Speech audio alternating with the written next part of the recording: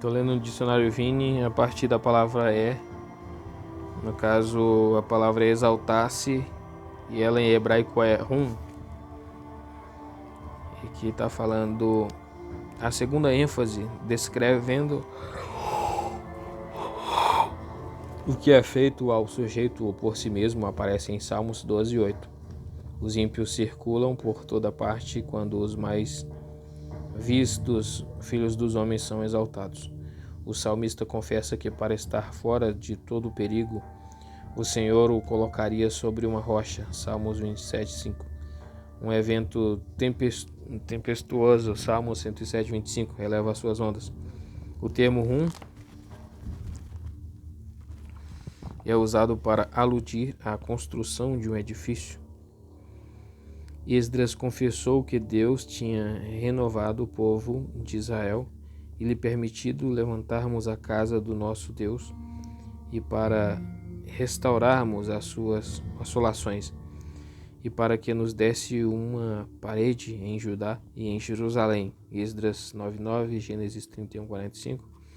Em Ezequiel 31:4, este verbo é usado para se referir a fazer crescer uma planta. As águas o fizeram crescer, o cedro no Líbano.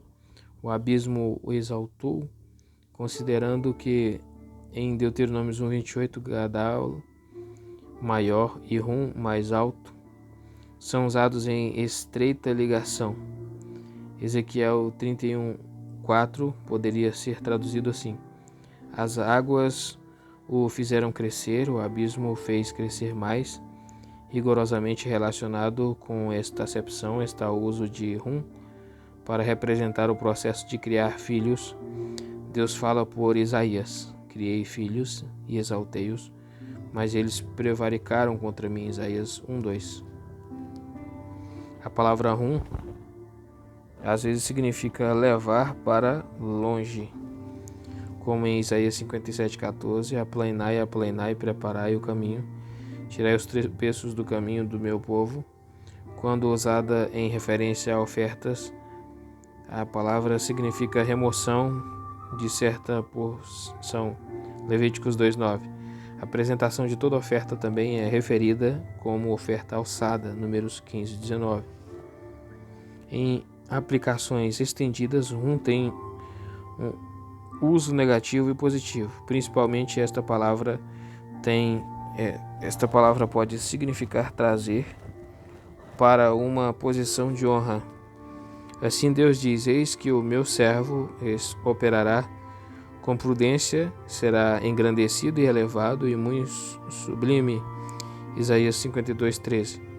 Esse mesmo significado aparece em 1 Samuel 2:7, onde Ana confessou: o Senhor empobrece e enriquece, abaixa e também exalta.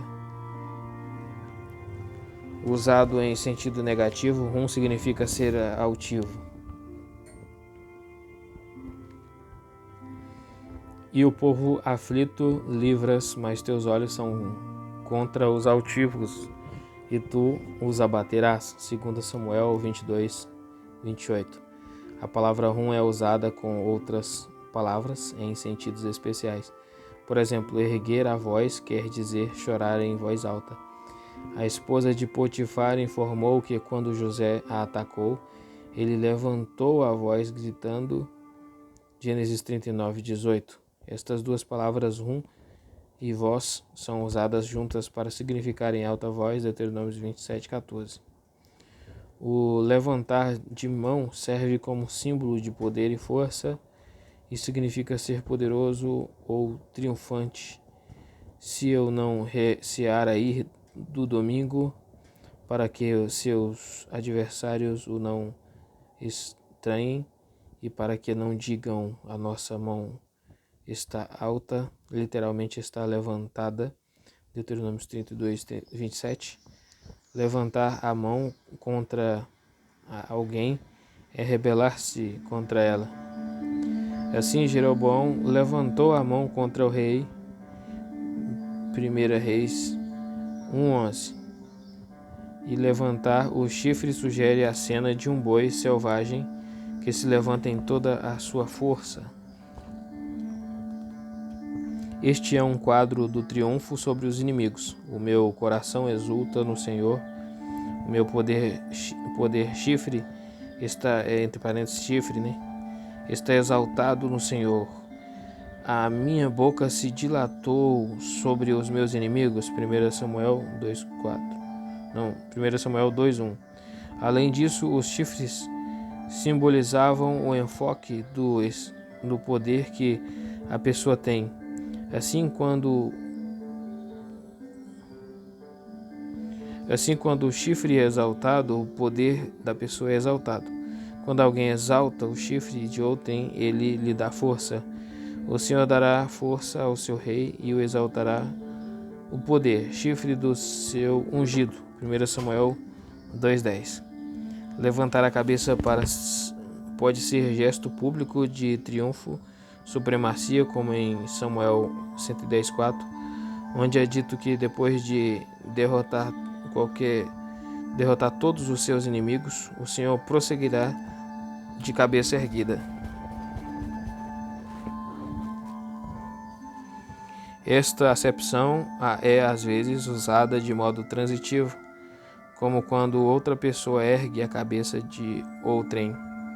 Alguns estudiosos sugerem que, em tais casos, o verbo significa a ação de um juiz que pronunciou o acusado inocente, levando-lhe a cabeça.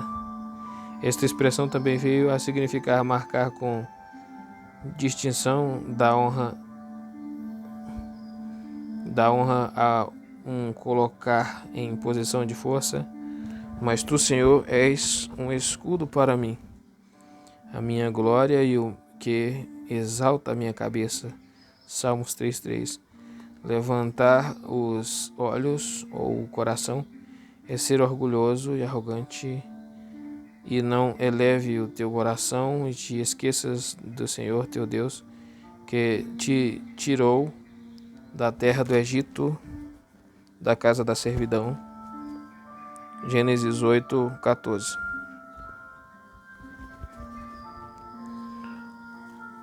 B, substantivo, palavra hebraica, significando altura, altivez.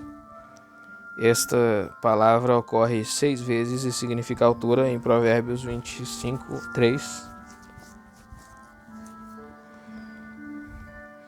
O termo significa altivez em Isaías 2:11. Marom, plano mais elevado, altura, posição social alta.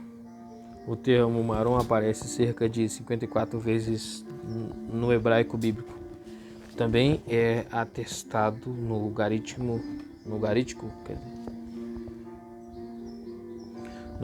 e no árabe meridional antigo.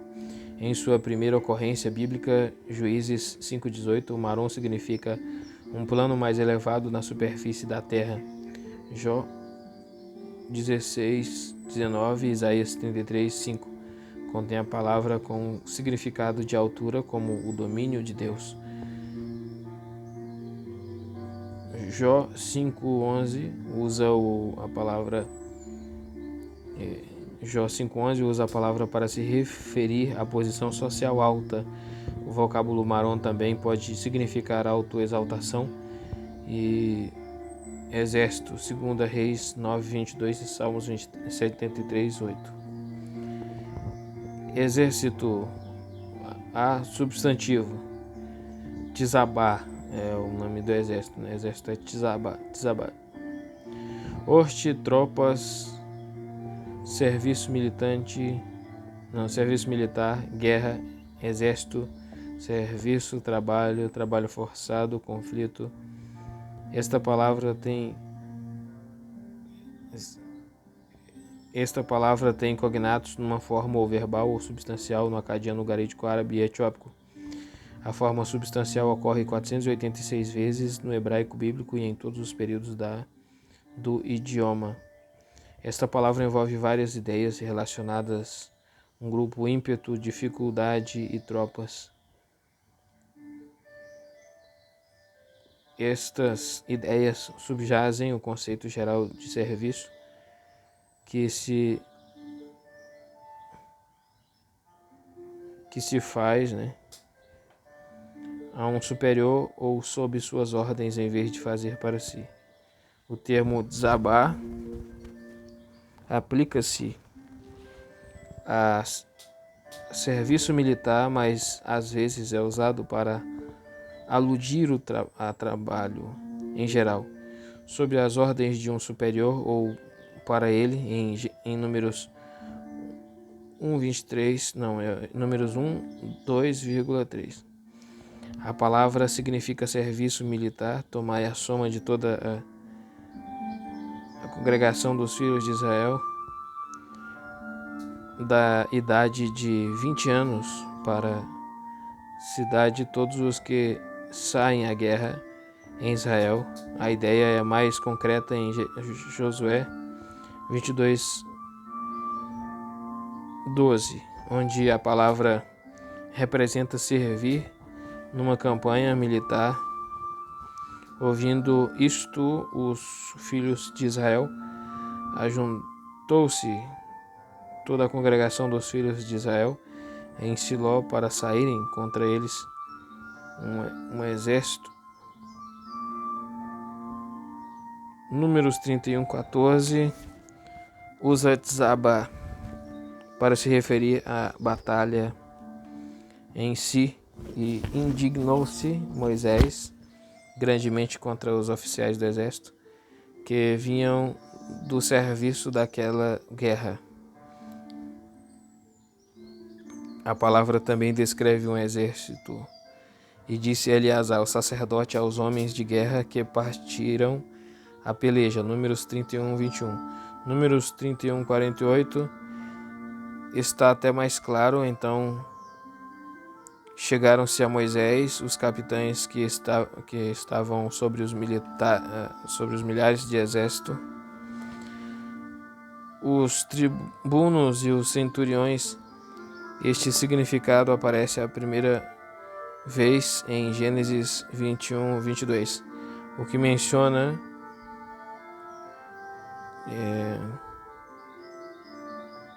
tribunos e centuriões. Este significado aparece a primeira vez em Gênesis 21:22, que menciona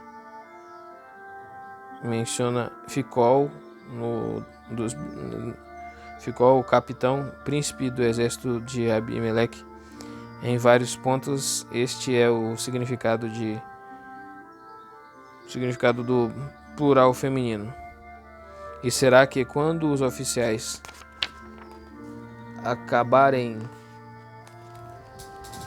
de falar ao povo, então designarão os maiorais dos exércitos para a dianteira do povo. Deuteronômios 20:9. Em Números 1, 2 e 10, onde ocorre a palavra tzabá com relação ao censo de Israel, supõe-se que este fosse um censo militar pelo qual Deus organizou seu exército para marchar pelo deserto.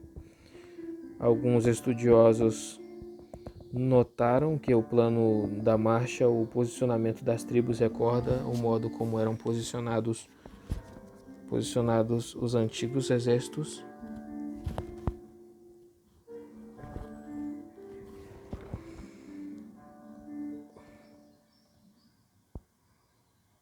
Durante as campanhas militares. Por outro lado, grupos de pessoas podem estar indicados por Tzabá a despeito das implicações militares, como parece ser o caso em passagens como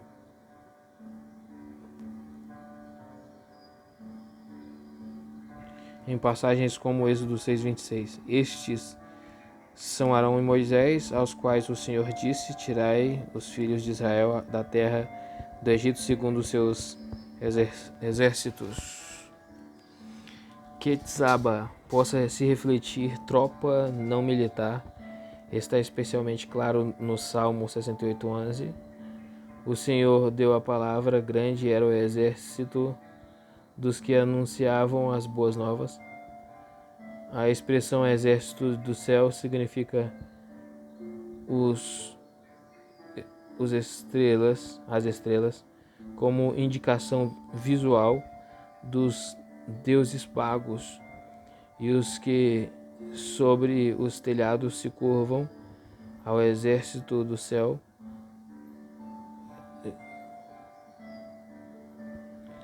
e os que se inclinam jurando ao Senhor e juram por Malcã.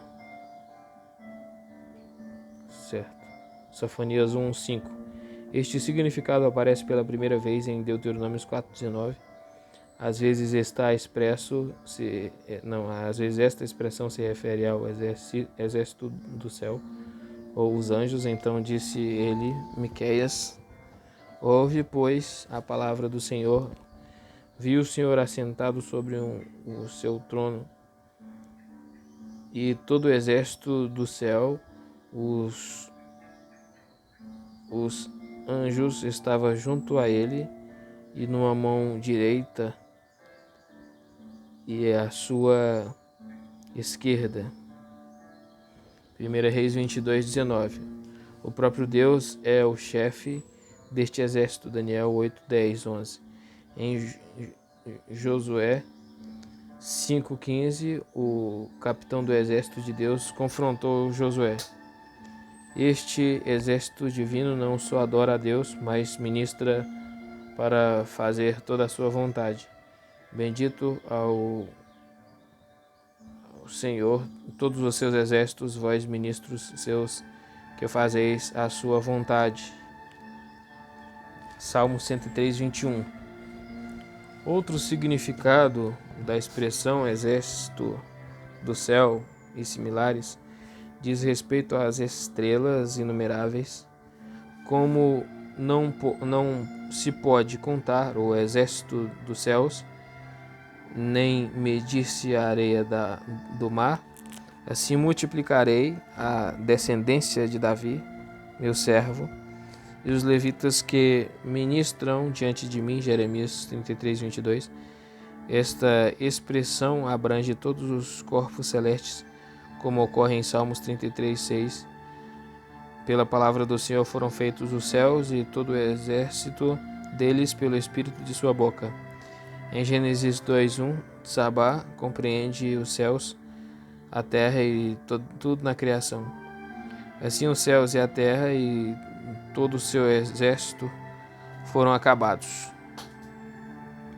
O significado de serviço não militar no interesse de um superior surge em Números 4:2-3. Toma a soma dos filhos de Coate na idade de 30 anos para cima, até os 50 anos será todo aquele que entrar neste exército serviço para fazer obra na tenda da congregação.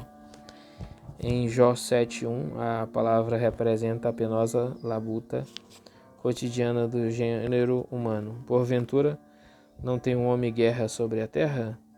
E não são os seus dias como os dias do jornaleiro? Em Jó 14:14, Tsabá parece representar tanto trabalho forçado. Em Gênesis 10:1, a palavra é usada para aludir e a conflito. No ano terceiro de Ciro, rei da Pérsia, foi revelada uma palavra a Daniel, cujo nome se chama Beltesazar. E a palavra é verdadeira e trata de uma guerra prolongada, grande conflito. Tsabá, a palavra Tsabá é empreender guerra, reunir tropas, servir na adoração. Este verbo aparece 14 vezes no hebraico bíblico. O termo Tsabá significa empreender guerra em Números 31:7. E pelejaram contra os midianitas, como o Senhor ordena a Moisés. A palavra usada em 2 Reis 25:19, dizendo respeito a reunir tropas. Outro sentido de Tsabá ocorre em Números 4:23, com o significado de servir na adoração. Contarás a todo aquele que entrar a serviço no seu serviço, para exercer o ministério na tenda da congregação. Espiar, do hebraico é kafar, que significa cobrir, espiar, reconciliar, propiciar, pacificar. Esta raiz é encontrada no idioma hebraico em todos os períodos de sua história e talvez seja melhor conhecida do termo Yom Kippur, dia da expiação. Suas formas verbais ocorrem por volta de 100 vezes na Bíblia hebraica. O verbo kafar aparece pela primeira vez em Gênesis 6:14, onde é usado em seu sentido primário de cobrir, que Deus dá a Noé instruções relativas à arca, incluindo betumarás, cobrirás por dentro e por fora com betume. A maioria dos usos da palavra envolve o significado teológico de cobrir, frequentemente com o sangue de um sacrifício para expiar algum pecado. Não há claro que isto significa que a cobertura esconde o pecado da visão de Deus ou implica que o pecado é removido no processo. Como se poderia esperar, esta palavra ocorre com mais frequência no livro de Levítico do que em qualquer outro, visto que Levítico trata dos sacrifícios rituais que eram feitos para expiar o pecado. Por exemplo, Levíticos 4:13 e 21 dá instruções para levar um novilho à tenda da congregação por oferta pelo pecado. Depois que os anciãos tiveram posto as mãos sobre o novilho para transferir o pecado do povo para o novilho. O novilho era morto, o sacerdote levava parte do sangue do novilho à tenda da congregação e a borrifava 7 vezes diante do céu. Parte do sangue era posto nas pontas do altar e o restante era derramado à base do altar dos holocaustos. Depois a gordura do novilho era queimada no altar. O próprio novilho seria queimado fora do acampamento. Por meio deste ritual, o sacerdote por eles fará apropriação, kafar, e lhe será perdoado o pecado. Levíticos 4:20. O termo expiação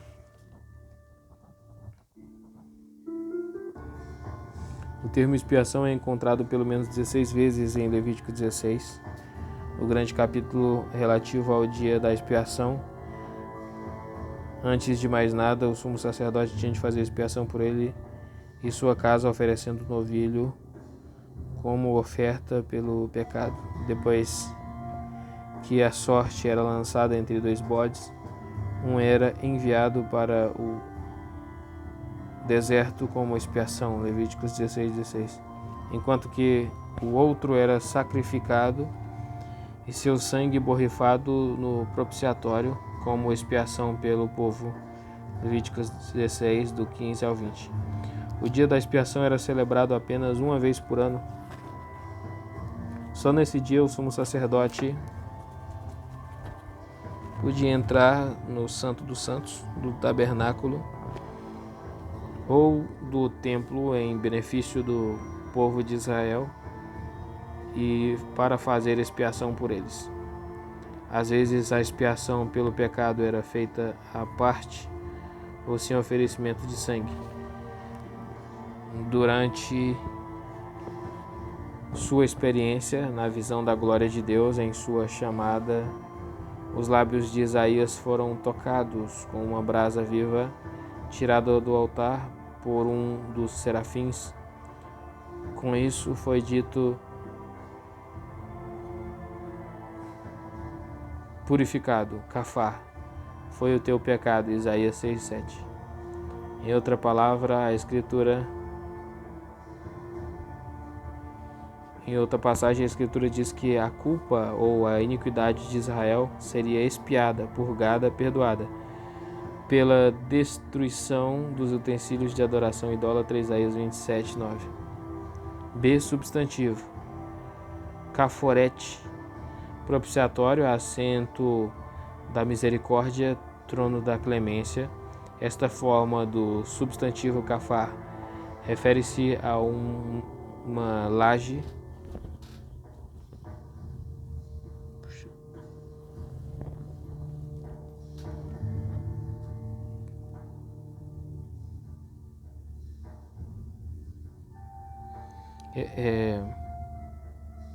Esta laje de ouro representa o trono de Deus e simbolizava sua real presença no santuário de adoração. No dia da expiação, o sumo sacerdote borrifava sobre ela o sangue da oferta pelo pecado, simbolizando a aceitação do sangue por Deus. Assim, o caforete era o ponto central do qual Israel, por meio de seu sumo sacerdote, podia entrar na presença de Deus. Isso é visto com mais ênfase no fato de que o templo em si era distinto dos seus pórticos e outras estruturas acompanhantes pelo nome de casa de propiciatório, caforete. 1 Crônicas 28:11. A Septuaginta se refere ao propiciatório como hilasterion. E aqui termina a letra E do dicionário Vini.